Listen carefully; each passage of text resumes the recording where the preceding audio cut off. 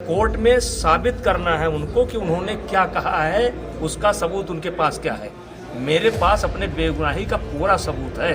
ये सब झूठे मामले हैं। अब जो है जो दिल्ली पुलिस है अब उसको साबित करना है कि उसके पास मेरे खिलाफ क्या सबूत है। नमस्कार, मैं आश्रुति वोहरा और आप देख रहे हैं नेक्स्ट 9 न्यूज। आपका बहुत बहुत स्वागत है हमारे इस खास प्रोग्राम सियासी पंचनामा में। बात करने जा रहे हैं आज बृजभूषण शरण सिंह की। जी हाँ, बृजभूषण शरण सिंह का नाम जब से लोकसभा चुनाव की शुरुआत हुई है तब से ही ऐसा सुर्खियों में बना हुआ है कि कहीं ना कहीं बृजभूषण शरण सिंह के नाम से तमाम मुद्दे जो हैं वो उठने लग गए हैं। पहले मुद्दा उठा महिला पहलवानों के आरोपों का। जी हाँ, महिला पहलवानों ने बृजभूषण शरण सिंह पर यौन शोषण का जिस प्रकार से एक संगीन आरोप लगाया था, कहीं ना कहीं इस पूरे तमाम मुद्दे के चलते बृजभूषण शरण सिंह का नाम लगातार सुर्खियों में रहा।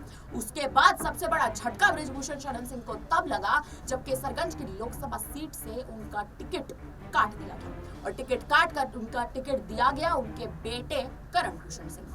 उसके बाद से ही कहीं ना कहीं बृजभूषण शरण सिंह के मन में खटास पैदा हो चुकी है। एक तरह से कहें तो उनके मन में उनका मन ऐसा विचलित हो चुका है कि आखिर बीजेपी आला कमान ने मेरा टिकट काटा तो काटा क्यों। हालांकि वो ये बात कहीं से कहीं तक भी मीडिया के सामने बात नहीं रखने की कोशिश कर रहे हैं, लेकिन जिस प्रकार से उनके हाल ही में जो बयान है वो अब सुर्खियों में आ रहे हैं, उनके तमाम बयानों के बाद कहीं ना कहीं इस बात का साफ रुख लगाया जा सकता है कि बृजभूषण शरण सिंह इस बात से पूरी तरह से खफा बैठे हैं। लेकिन अब कहीं ना कहीं बृजभूषण शरण सिंह से जुड़ा जो समीकरण है वो बदलता दिखाई दे रहा है। कारण ये है क्योंकि अब उन पर जो आरोप महिला पहलवानों ने लगाया था वो उन आरोपों के चलते अब उनकी कोर्ट में लगातार पेशी हो रही है। आपको बता दें कि कल भी उनकी राउज एवेन्यू कोर्ट में पेशी हुई है। आरोप पहले ही कोर्ट द्वारा तय कर दिए गए थे, लेकिन बृजभूषण शरण सिंह ने उन सभी आरोपों को मानने से इनकार कर दिया था। अब इस पूरे मुद्दे के बारे में बात करने जा रहे हैं हम तनुज से। तनुज हमारे साथ इस स्टूडियो में मौजूद है। तनुज, स्वागत है आपका हमारे इस प्रोग्राम में। मेरा आपसे पहला सवाल ये रहेगा कि बृजभूषण शरण सिंह का देखिए पहले तो टिकट कटा, कहीं ना कहीं उनकी नाखुशी साफ देखने को मिली। अब उसके बाद उन्हें लगातार कोर्ट के चक्कर काटने पड़ रहे हैं। क्या आपको लगता है कि भारतीय जनता पार्टी इस मामले को संगीन रूप से लेगी? देखिए, बिल्कुल भारतीय जनता पार्टी ने जिस तरह से उम्मीद लगाई जा रही थी उस तरह से संगीन इस मामले को नहीं लिया, लेकिन हाँ, एक मजबूरी के तहत का यहाँ पे किसी भी बात के तहत का बृजभूषण शरण सिंह का टिकट काटा गया, लेकिन उनके बेटे को टिकट दे दिया गया क्योंकि भारतीय जनता पार्टी जो है बृजभूषण शरण सिंह के परिवार से दरकिनारी नहीं कर सकती, क्योंकि उनको अब बृजभूषण को देना पड़ेगा या उनके बेटे को टिकट देना पड़ेगा या उनकी पत्नी को देना पड़ेगा, क्योंकि पता है भारतीय जनता पार्टी को कि बृजभूषण शरण सिंह का अपने क्षेत्र में कितना दबदबा है, अपने क्षेत्र में कितने प्रभाव के साथ। शुरुआत से देखिए बृजभूषण शरण सिंह कई समय से जीतते आए हैं और आप कभी देखिए उधर साइड जाकर देखिएगा, गोंडा साइड हो गया जो उनका पूरा क्षेत्र है बृजभूषण का, वहाँ बहुत सम्मान के साथ उनको देखा जाता है। ऐसे में बिल्कुल क्लियर है कि बृजभूषण शरण सिंह जो है भारी मात्रा में अपने साथ वोट बैंक लेकर चलते हैं। ऐसे में आगे चलकर भी मुझे नहीं लगता कि भारतीय जनता पार्टी इस मामले को बहुत ज्यादा संगीन लेती नजर आएगी। हाँ, इस बात में कोई दोहराई नहीं है कि भारतीय जनता पार्टी ने थोड़ा सा जनता के लिए दिखाने के लिए कि देखिए उनके ऊपर संगीन मामलों के आरोप लगे हैं, इसलिए हमने उनका टिकट काट दिया, लेकिन टिकट काट कर कोई फायदा नहीं हुआ। उनके बेटे को टिकट दे दिया गया, लेकिन हम देखते हैं कि आखिरकार और क्या कुछ इसमें होता नजर आता है। अभी देखिए सिर्फ वो आरोपों के साथ उनके ऊपर केस चल रहा है। अब देखते हैं, बृजभूषण शरण सिंह तो मना करते आते हैं कि मेरे ऊपर इस तरह के कोई आरोप नहीं है। हालांकि अभी भी कह रहे थे कि फांसी पर लटक जाऊंगा, मुझे फांसी पर लटका दीजिए, मैंने उनका एक वीडियो देखा था। तो इस तरह की बातें वो करते नजर आ रहे हैं, लेकिन अब देखते हैं कि आखिरकार ये केस और क्या मोड़ लेकर आता है। भूषण जी, ये बताइए, आरोप तय हो चुके हैं। आपने कहा था अगर आरोप मुझ तय हो जाए तो मैं फांसी से लटक जाऊंगा। आज आपका क्या कहना है? तो शाम को आ जाइए, लटक जाते हैं। ये मजाक कर रहे हैं आप? आपने जो कहा हमने कहा था जिस दिन आरोप साबित हो जाएगा। तो अभी मेरे ऊपर चार्ज फ्रेम हुआ है। पुलिस ने जो कुछ लगाया है वो चार्ज फ्रेम हुआ है। ठीक, अब कोर्ट में साबित करना है उनको कि उन्होंने क्या कहा है, उसका सबूत उनके पास क्या है। मेरे पास अपने बेगुनाही का पूरा सबूत है। ये सारे लेकिन आपको खामियाजा तो भुगतना पड़ा, कर टिकट कट गया इस मामले की वजह से। हमारे बेटे को टिकट मिल गया यार। सर, आपने कहा गलती नहीं मानूंगा, आपने गलती के लिए भी गलती नहीं मानूंगा। आपने कहा गलती नहीं मानूंगा, गलती नहीं है, आपने कहा गलती नहीं करूंगा, मानूंगा नहीं। हाँ, बोल रहे साहब, बोल रहे हैं।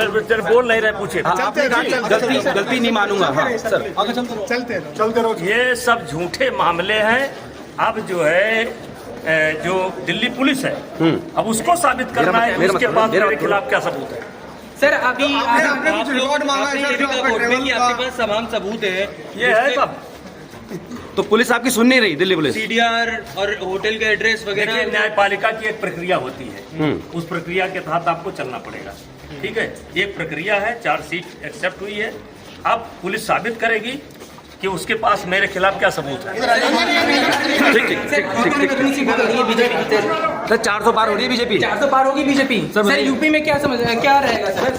80 में से देखिए, बिल्कुल जिस तरह से बृजभूषण शरण सिंह पर ये तमाम तरह के जो आरोप कोर्ट की ओर से लगाए गए हैं, लेकिन इन आरोपों को मंजूरी कहीं से कहीं तक भी बृजभूषण शरण सिंह ने दी ही नहीं है। उनका सीधे तौर पर ये कहना है कि जिस प्रकार के आरोप मुझ पर लगाए गए हैं, आरोप सरासर जिसको कहते हैं कि बेबुनियाद आरोप है। लेकिन वहीं अगर आप दूसरी ओर देखें तनुष, तो महिला पहलवान जिस तरह से आप देखें कि हालांकि अभी तक सुर्खियों में तो नहीं आया, लेकिन महिला पहलवान कहीं ना कहीं खुशी के माहौल तो महिला पहलवानों के खेमे में भी कहीं ना कहीं देखने को मिलेगा। क्या आपको लगता है अगर बृजभूषण शरण सिंह का ये पूरा मामला कहीं ना कहीं बृजभूषण को गिल्टी साबित कर देता है, उनको एक तरह से आरोपी साबित कर देता है, तो क्या आने वाले समय में महिला पहलवान जिन्होंने एक तरह से आप देखें कि रेसलिंग से उन्होंने एक रिटायरमेंट ले लिया था, क्या वापस से महिला पहलवान हमें एक तरह से देखने को मिलेंगे? तो वापस से क्या उनके बयान जो है वो सामने आने शुरू होंगे? देखिए, अगर बृजभूषण शरण सिंह के ऊपर कोई पार्टी की तरफ से अगर उनके ऊपर जिस तरह से आरोप सिद्ध हुए हैं और अगर वो अपराधी इस मामले में सिद्ध होते हैं, उसके बावजूद भी पार्टी की तरफ से कोई बड़ा एक्शन नहीं लिया जाता है, तब देखने को मिल सकता है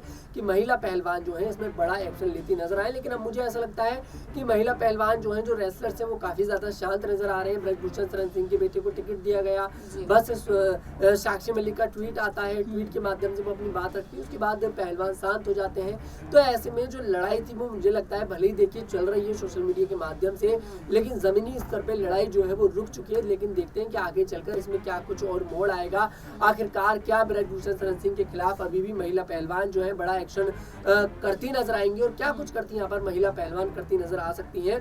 लेकिन मुकाबला बहुत यहाँ पर देखा जाए तो बहुत ज्यादा दिलचस्प है। केसरगंज सीट पर जिस तरह से बृजभूषण शरण सिंह के नाम पर कह लीजिए, बीजेपी के नाम पर कह लीजिए, बृजभूषण के बेटे की जीत जो है वो बहुत आसानी से यहाँ पर दिखाई दे रही है केसरगंज में, क्योंकि केसरगंज में जो है भारतीय जनता पार्टी ने भी अपना जो कैंडिडेट है वो उनके बेटे को बनाया है, और समाजवादी ने एक ब्राह्मण को बनाया, वहीं बसपा ने भी एक ब्राह्मण कैंडिडेट उतारा है। वैसे में देखते हैं कि आखिरकार इस सीट से जीत किसकी होती है, और बृजभूषण शरण सिंह के ऊपर जो आरोप लगे हुए हैं उनमें वो अपराधी सिद्ध होते हैं या फिर नहीं, और महिला पहलवान इसमें क्या कुछ आगे करती नजर आएंगी। ठीक है, मेरा आपसे आखिरी सवाल एक और रहेगा।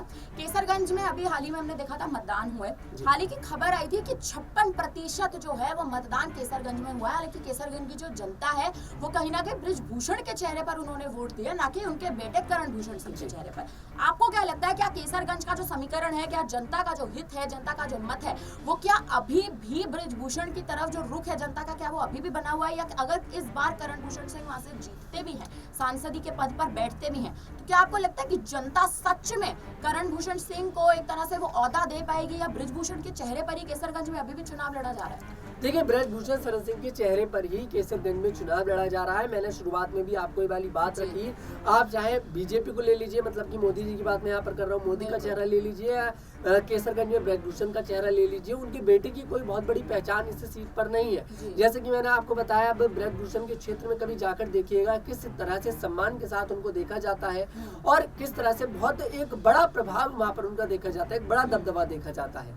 जो बात वो कहा करते थे बृजभूषण की दबदबा है, दबदबा था और दबदबा रहेगा, वो बात झूठ नहीं है, क्योंकि केसरगंज सीट जो है उस पर उनका वाकई में दबदबा है। और शायद यही कारण है कि बृजभूषण शरण सिंह का टिकट तो काटा गया, लेकिन उनके बेटे को चुनावी मैदान में उतारा गया, क्योंकि अगर बृजभूषण शरण सिंह निर्दलीय भी चुनाव लड़ता तो बहुत आसानी के साथ शायद इस सीट पर जीत दर्ज कर लेता। बिल्कुल, दबदबा है, दबदबा था, दबदबा रहेगा, यही वो बयान था, यही वो शब्द थे बृजभूषण शरण सिंह के। चाहे उनको चुनावी मैदान में उतारा गया था, चाहे नहीं उतारा गया था, वो सांसदी पर थे, लेकिन लगातार बृजभूषण शरण सिंह के जो बयान सुर्खियों में आ रहे हैं, वो कोर्ट के लगातार चक्कर काट रहे हैं, लेकिन तब भी आरोपों को एक तरह से स्वीकार नहीं कर रहे। फिलहाल अब देखना यह है कि क्या आने वाले समय में सच में बृजभूषण शरण सिंह जिस प्रकार के उन पे आरोप लग रहे हैं, क्या सच में वो जेल की हवा खाकर आएंगे? अगर वो जेल की हवा खाते हैं तो आखिर भारतीय जनता पार्टी यानी बीजेपी आला कमान की ओर से फिर बृजभूषण शरण सिंह के लिए जो रुख है वो कैसे बदलेंगे? क्या उनसे उनका पद छीना किया जाएगा, क्या उनसे उनका ओहदा छीना जाएगा, क्या पार्टी से उनको निकाला जाएगा, ये तमाम वो मुद्दे, तमाम वो सवाल कहीं ना कहीं अभी बृजभूषण शरण सिंह के आसपास घूमते नजर आ रहे हैं। फिलहाल अब इस पूरी रिपोर्ट पर आप क्या कहेंगे हमें कमेंट करके जरूर बताइएगा। बाकी तमाम बड़ी खबरों के लिए बने रहिए हमारे साथ और देखते रहिए नेक्स्ट 9 न्यूज। धन्यवाद।